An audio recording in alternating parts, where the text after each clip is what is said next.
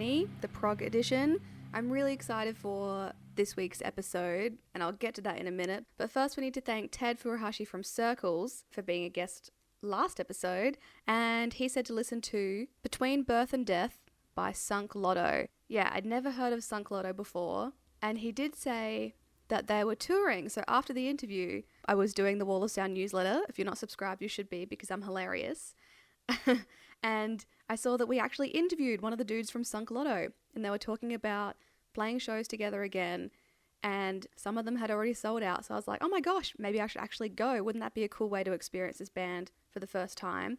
So I literally bought a ticket, and the Brisbane show sold out. So yeah, my first experience of Sunk Lotto was not the album, but it was them live, and I think that gave me a really, really interesting perspective, because I feel like it's been so long since I've been able to do that. Not go to a gig, but go and see a band that I don't know. Because usually it's like, you know, all the bands on the lineup, or maybe you don't know the supporting band, but this time it was the other way around, where I just didn't know the main band, and I think that was really cool. You know, you take in the energy, and they were really, really good on stage. I would not have guessed that they hadn't played for like 15 years or whatever. And it was very Deftones-esque, just in the way, like, I think it's like the stage presence, and like if they, you know, the crooning, and like the way they command attention, because they were so captivating and so powerful. Quite a good band live.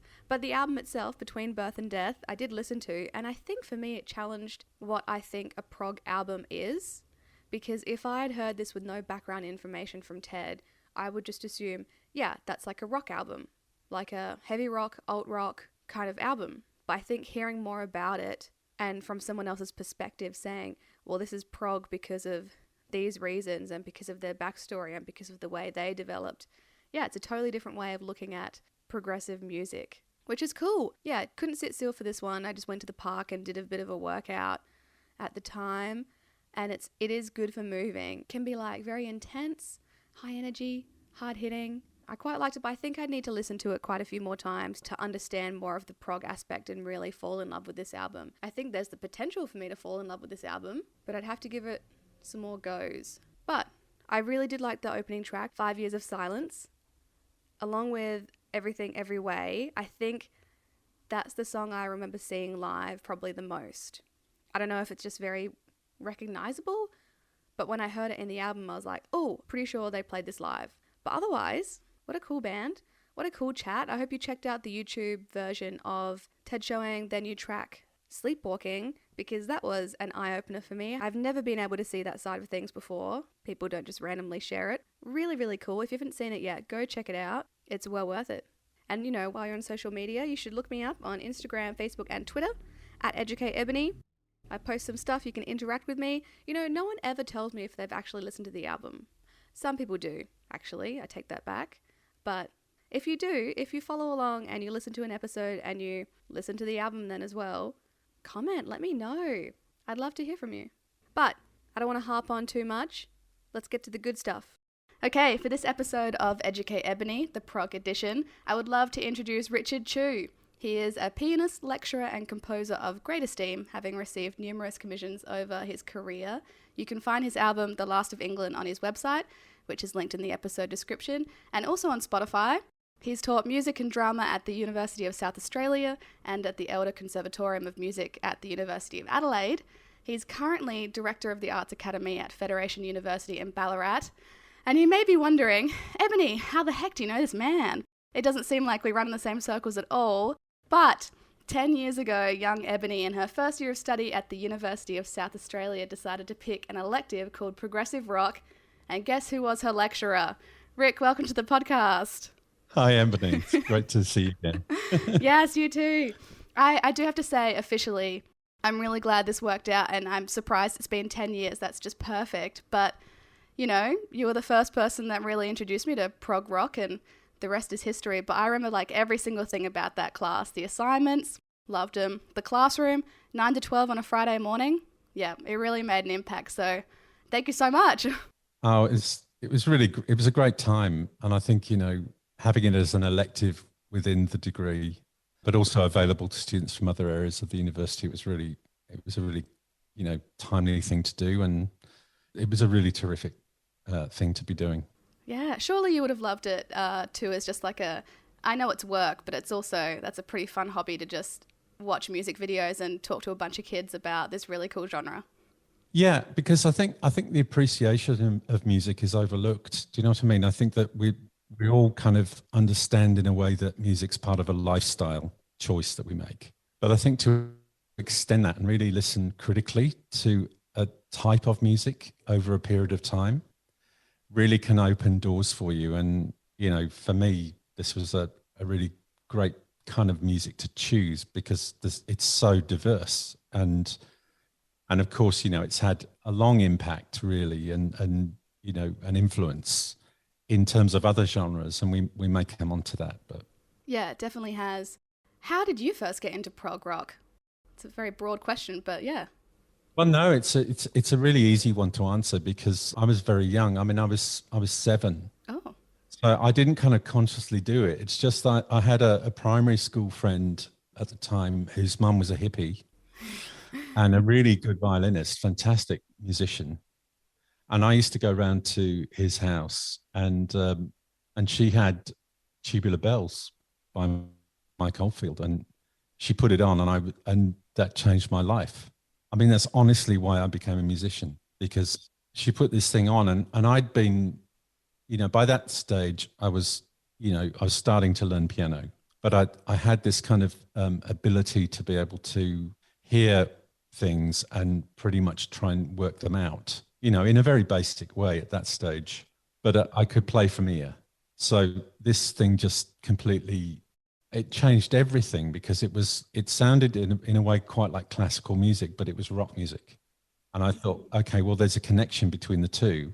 And, my parents, my mum listened to Joan Baez and Simon and Garfunkel and that kind of stuff. So, I mean, they were kind of, but they were also very into classical music. So, the first album I got, I think, was Beatles' Hard Day's Night, and I loved that, but this was something completely different. It was all instrumental and just blew my mind, really. I thought from then on, that's what I want to do. I just want to be involved in that. So, and that just happened to be a progressive rock album. I mean, you could call it all sorts of things, but it was a thing that sort of lit the touch paper for me. Yeah. And I guess for people who like the genre but haven't really delved too far into it, maybe just like surface level, and as someone who's taught about the genre, what would you say like the key elements are that define prog rock?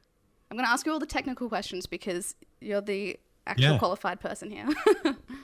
Yeah, well, I suppose, I mean, if you recall, we kind of started the course with a discussion about Sergeant Pepper and how the Beatles had changed so radically over the course of, I mean, they're only really,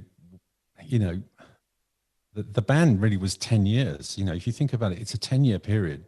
Was They it? broke up in 1970 What? and Oh. Sergeant Pepper is 1967.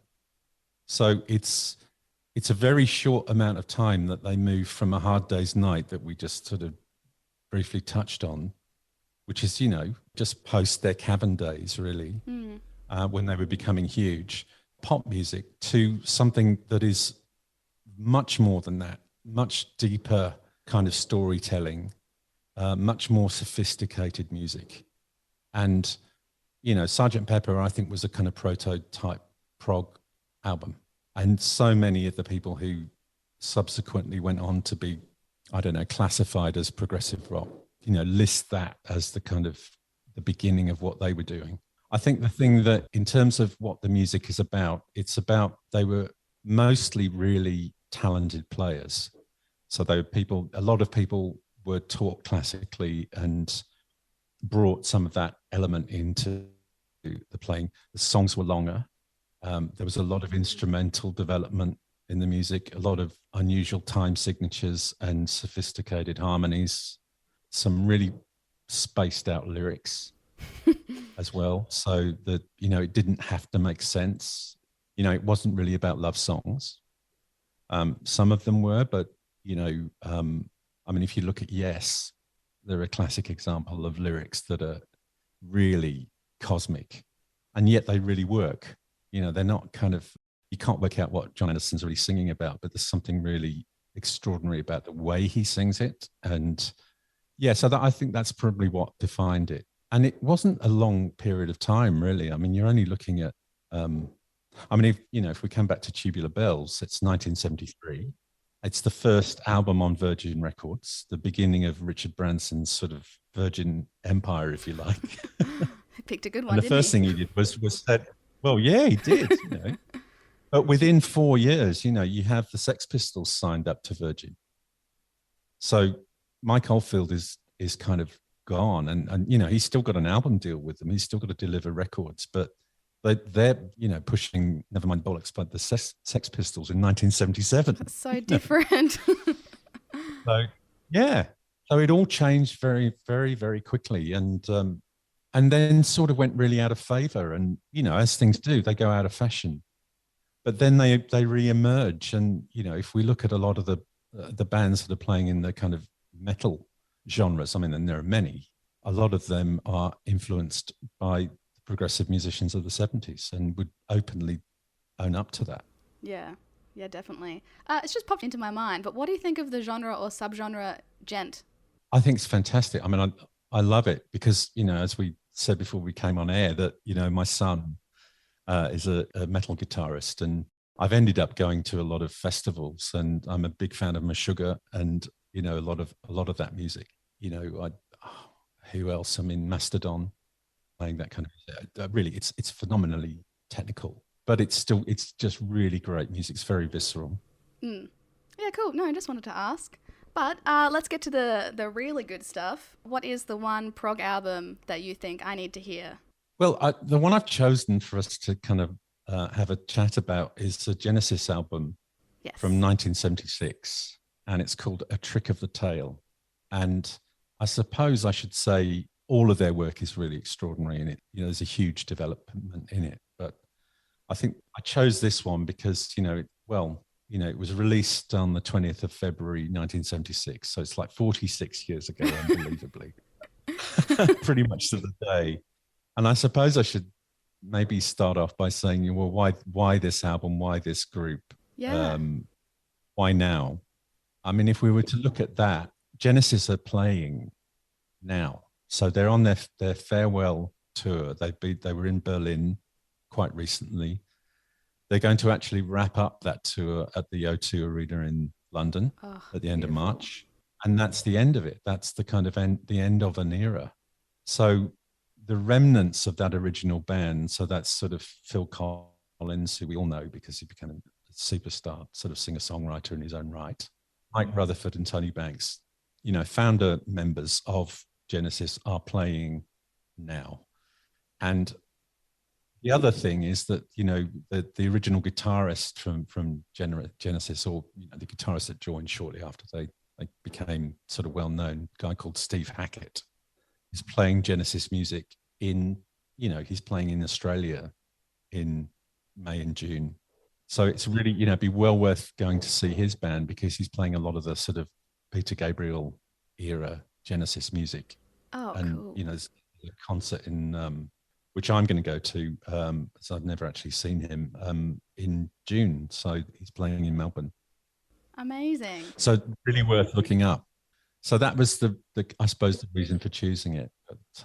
But then you've also, I remember you speaking a lot about their albums, Foxtrot, and I think it was like A Lamb Lies Down on Broadway. So why this one and not those ones? Well, I mean, they're all rather wonderful, but I think this one is particularly special because they had come to a kind of transition point. So Peter Gabriel had decided that he was going to leave the band, which was a huge blow. And they'd just been touring The Lamb Lies Down on Broadway, which is a double album, and it had this extraordinary sort of stage show that went with it. And they were just really beginning to get a big fan base. And, it's a double concept album. It's typical 70s stuff, with this very strange story that's attached to it. But, I mean, an amazing record, amazing. And then the lead singer decides to leave, and that would be bad for any band. But I think for this band, it was really, really problematic because, his personality and his theatrical stage presence had really given them you know, well, they'd suddenly got onto the cover of NME, which was the big magazine in the UK, Yeah, huge. New Musical Express. They suddenly hit the front page because he was doing this really, he was starting to dress up on stage. He had this wonderful rapport with the audience, and suddenly he's not going to be there anymore. What were they going to do? So the next album, the fact that they continued at all was pretty extraordinary. But I think, the fact that they came up with a really brilliant next album after that. And what happened was that the drummer stepped out from behind the drums and decided that, he didn't want to. And this is Phil Collins.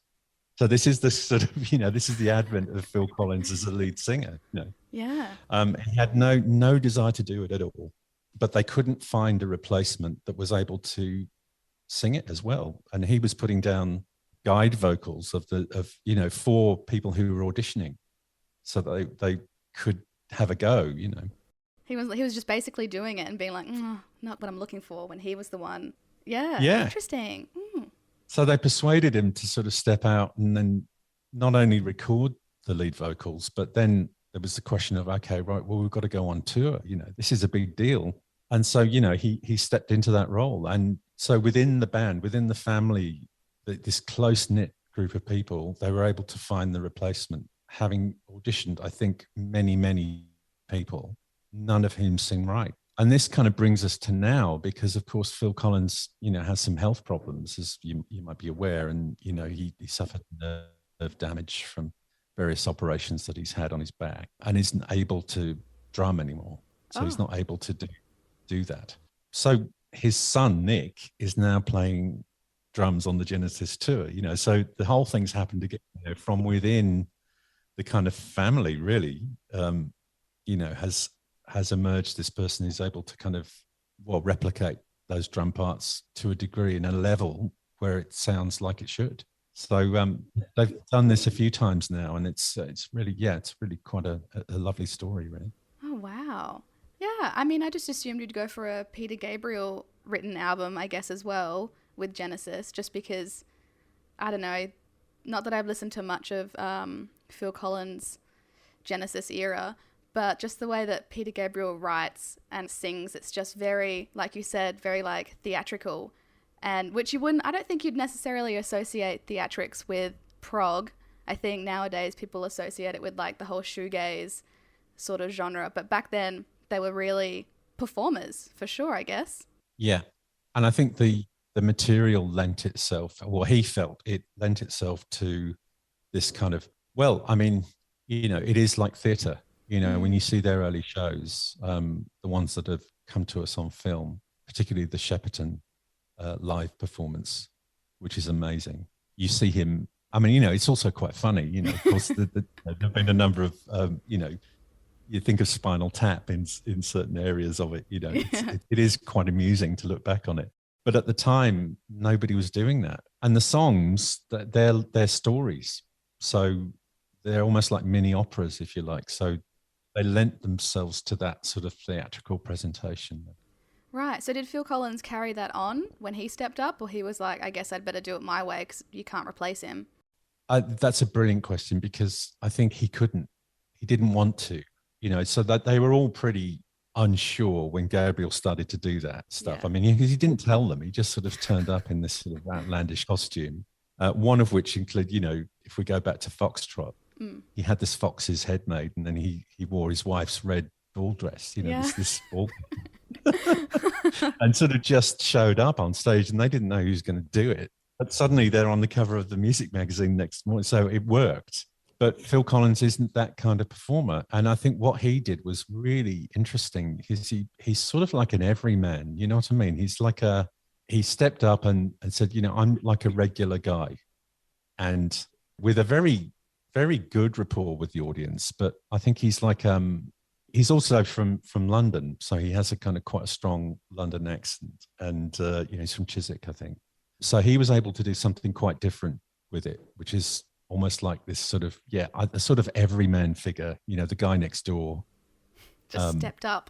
which this chap off the street who's telling you these stories. So he had a much more kind of colloquial sort of presence, and was incredibly nervous about it, but went on. I mean, when we know what happened next, he has an extraordinary, stellar solo career as a Yeah. result of making that decision in a way.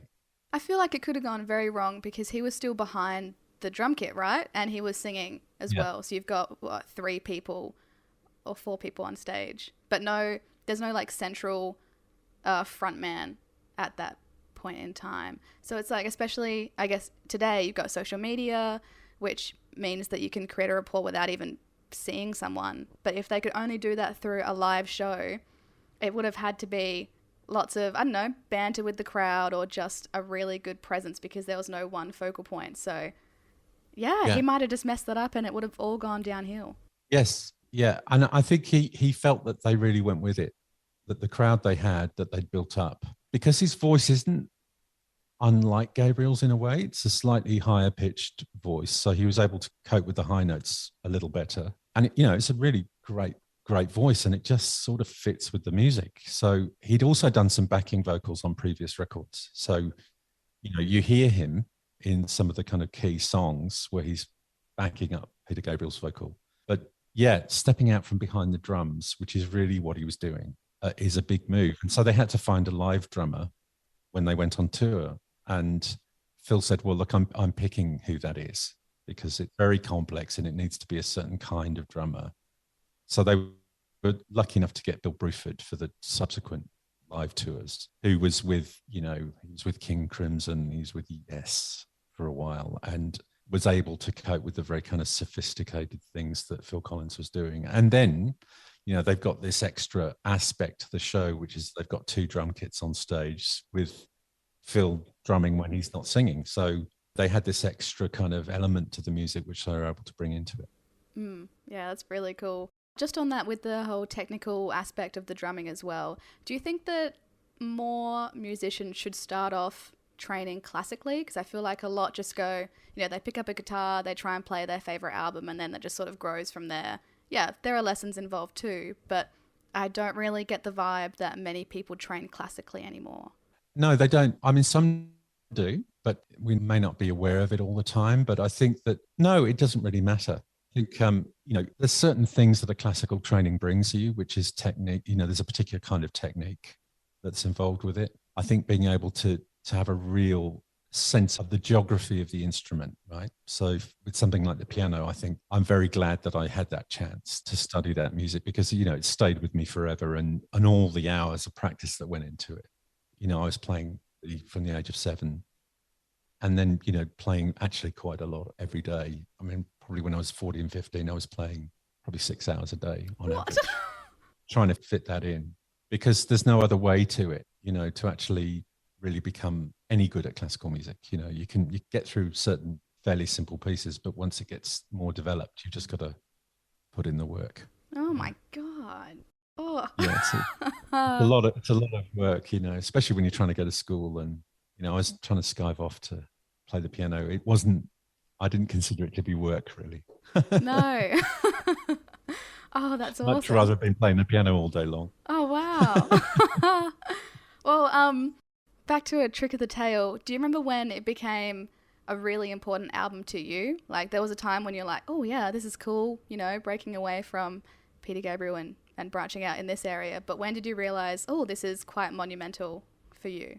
Well, it was a little bit later on, because I first became aware of them because, I was born in 1966. So I'm a bit young to have heard this album when it came out and made any sense of it.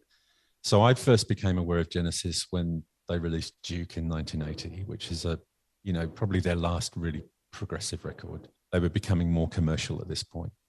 And I absolutely loved it. So then I backtracked from that. And, I heard the album Seconds Out, which is a double live album, which includes a lot of the material from this record. And I just thought that's amazing. And then I immersed myself in it. So I'd say I was probably a little older by that stage, probably 17, 18, by the time I really picked up on it. But I wanted to play like that. That's the thing. For me, it was the music. I wanted to be able to write music like that. And I wanted to be able to play keyboards like that. So for me, it was a thing of looking into it and saying, all right, well, how do you do that? How do you create those sounds and put those chords together? And it's just brilliant. Even I was listening to it yesterday, and I just thought, oh, well, it still sounds great. Yeah. And do you feel like, I mean, back when you're younger and you don't know as much, you're like, oh, I can't imagine doing this, but I'm going to try. Is there anything you still feel like that today? Or you sort of feel like you've got things figured out? Oh no, absolutely not. No, but I mean, you mentioned The Last of England, which is a piano record that I've made. Mm. I was really, really touched. It really meant a lot to me because this chap came up to me when I did it in a recital quite a while back, and I played the whole thing. It's nearly an hour long. Oh, and beautiful. and I didn't think of it as being particularly prog at all. Really, I wasn't going for that. But this chap came up to me and he said, "Look, your playing really reminds me of Tony Banks." And of course, Tony Banks is the Genesis keyboard player. So I thought, this person really knows their music because they've heard that. And I wasn't really going for it, but it's like, fantastic. So something of it has rubbed off in the music that I'm writing. And yeah, that's great. That's awesome. What a huge compliment. Yeah, but I mean, the thing is, I always feel I've got loads to learn. And the music I'm writing now is quite different, and I always feel like if I'm going to play it live, I have to kind of learn it. I have to treat it as if it's somebody else's music. So there are technical things in it that I'm still learning how to do. So I'm just sort of endlessly fascinated by that. So in a way, like I said before, it's not work for me. It's like trying to kind of get to that sound so that it's easy Yeah. to produce. Yeah. Yeah. Well, I remember 10 years ago in uni, we must have been all talking about tubular bells and just that constant loop that it's on that you never get bored of, and it's just so good. And I remember you were trying to make or compose your own version with that continuous loop. Did you ever achieve that, if you remember at all? Yeah, I think I've done versions of that, I think, in my own way. And there are a few examples of it on that album that I've done. But I think what's good about that particular riff is that it's the reason it doesn't become boring is it's not the same. So basically it's in an unusual time signature for a start, and it's a bit asymmetrical. So you never really feel like you completely know it. You recognize it immediately it starts, but it's got enough interest within it, even though it repeats, for you not to get bored with it. And I think that was the key thing that he did there. And he was influenced by minimalist composers in America. So he was sort of listening to the music of Terry Riley and Steve Reich. And that's sort of what got him onto that sort of repeated pattern, but it doesn't quite repeat. It's quite unusual. So yeah, I mean, I've used that kind of technique a lot in my music, and that definitely comes from Oldfield. Oh, For so sure. cool. I mean, and I don't think we're ever going to relive those days, but there was a lot going on in the 70s. Like for this album to come out, for every other proggy album to be coming out in the 70s and maybe early 80s ish. But like, why was it all so prevalent then? They were just all really tight knit. What a community, and just went for it. Yes, I think they were. I think it was a culture. I think there was a cultural thing going on, which was that there were a lot of people who had really put a lot of time into playing their instruments and had a lot of imagination. And also, recording techniques were very different back then. I mean, when you listen to this record, you've got to imagine that there's no Pro Tools, there's no, quick way to punch in and do this work. It's all very, very labor intensive. It's all cutting up tape, and there is a certain amount of overdubbing by this stage, and the techniques are improving, but it's still a lot of this would have been done in single or they also don't have that much time in the studio. I mean, the thing, it was recorded in a month, so they're playing most of it live, and then they're just doing overdubs on that. But the idea is that you can reproduce it, so there's not this kind of, I think we've got such a privileged position now to be able to do these things so easily and create recordings that seem like they're perfect. But, I prefer the imperfections in these records, I think, are what make them what they are. Yeah, perfect. Well, back to the Genesis album. When I do go to listen to it, because I will, is there a certain aspect of the album that you love and maybe others like myself for the first time listening might overlook, like a certain time signature or riff or just a really cool moment? I think what I like about it is that it is really a really diverse record. So there are 8 tracks. Some of them are quite long. I mean, none of them is under 4.5 minutes, right? So, and there's a lot of instrumental development in it. The first track is called Dance on a Volcano, which gives you an idea of what they were going for. It's very powerful. And it became one of the most important live tracks for them. Post this record, they played it, right up into the 80s. There are about 3 or 4 tracks on this that were regular live favorites. So that says a lot for the record. It says a lot for the kind of energy of it. And, it's also very detailed. It sounds much better than their previous records as well. Their production values are right up. So they recorded in this particularly good studio in London called Trident, where a lot of bands were working at the time. But yeah, the production values are very high for the time. And they've got a really terrific sound going by this stage. It's really quite majestic. So there's a lot of interest in the music, a lot of, as I say, instrumental solos, both on guitar, but particularly in the keyboards that are very prevalent, and some wonderful storytelling going on it. But they're also much gentler tracks. So they follow Dance on a Volcano, the opening track, which is really extraordinary, with this song called Entangled, which starts off sounding like a little bit like Simon and Garfunkel. It's a little bit like Scarborough Fair or something like that. It's got that kind of folk feel to it, but it has this beautiful chorus. And yeah, it's really, really mesmerizing music. You really can, there are moments where it's almost ambient and other moments where it just really demands your attention. It's a full on piece of quite heavy music. I mean, the next song's called Squonk, which is a strange word, and we can maybe talk about that in a minute. But the drumming in that sounds like Led Zeppelin. It sounds like John Bonham. So it's really heavy. He was going for that. He was absolutely going for that John Bonham sound, which was unlike anything else.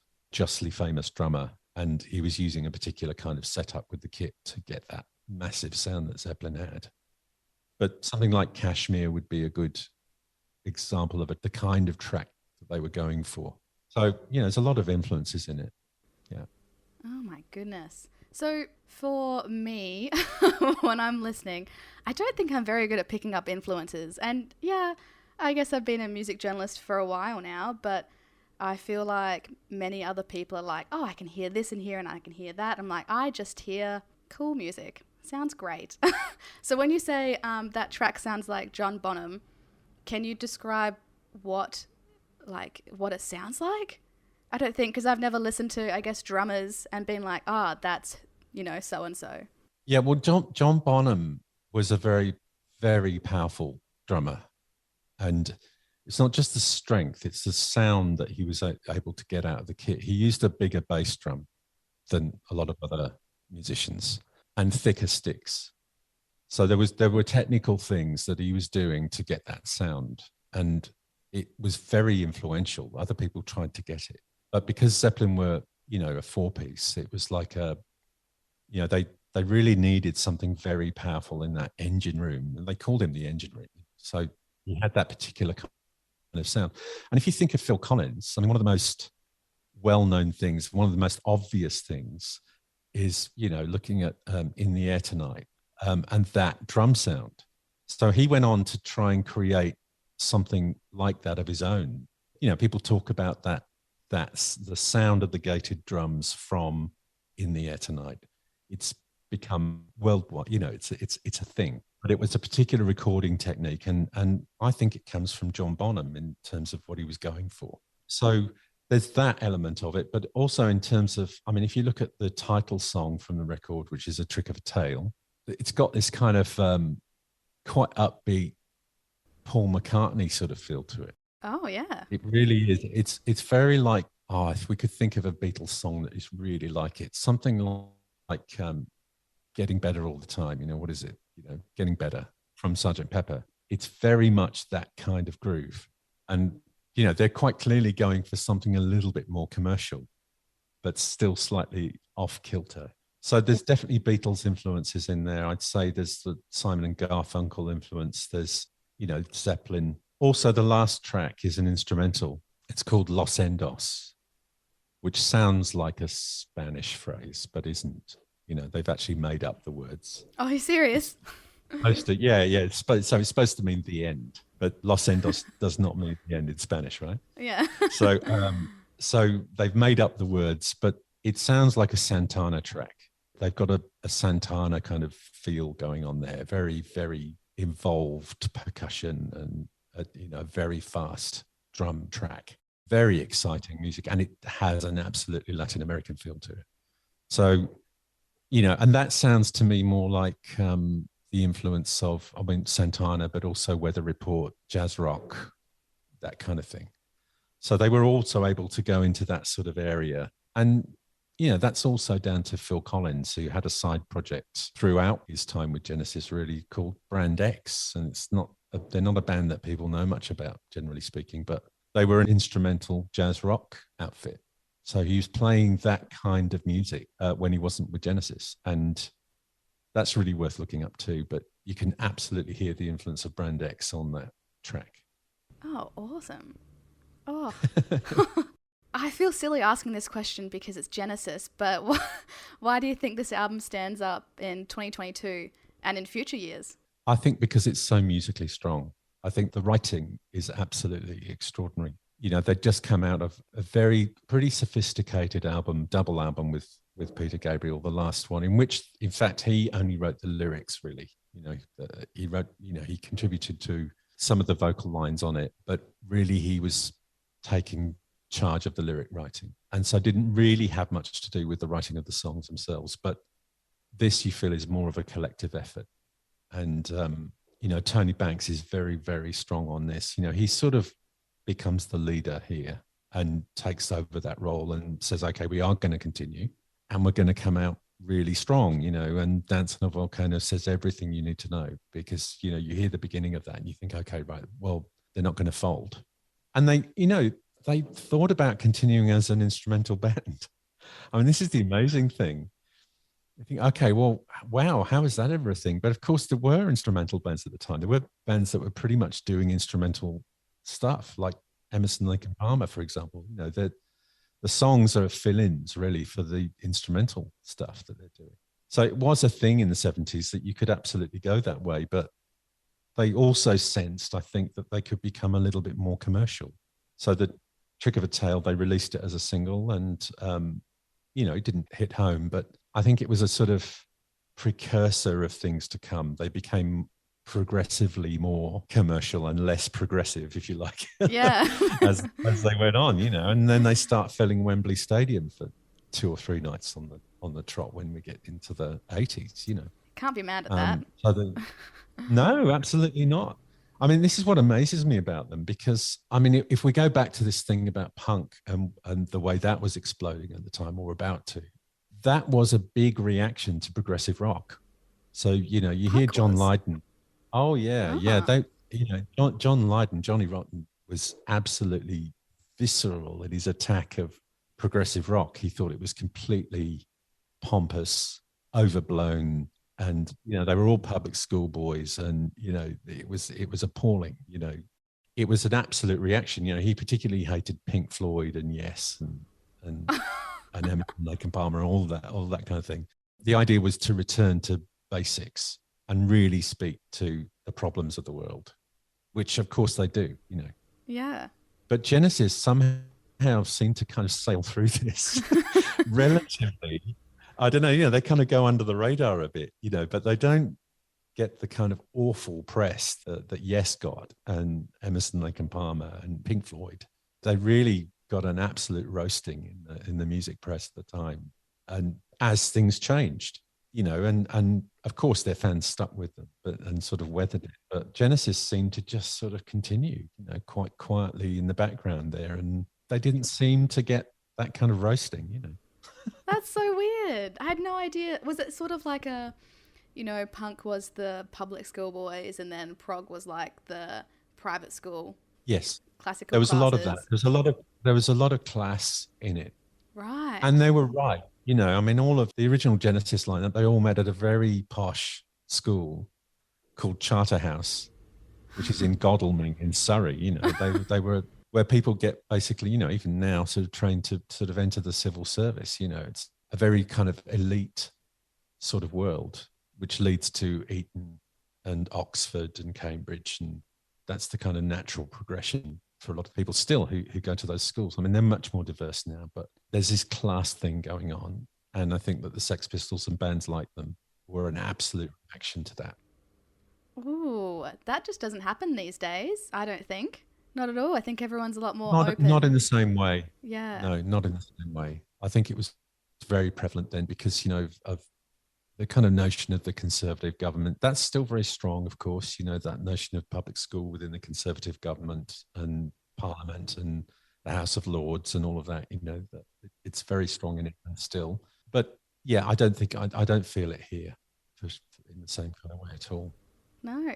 Well, when I go to put this album on, what are my listening notes? Should I be doing anything in a certain mind frame, somewhere scenic? I don't know. What do you think? What do you recommend?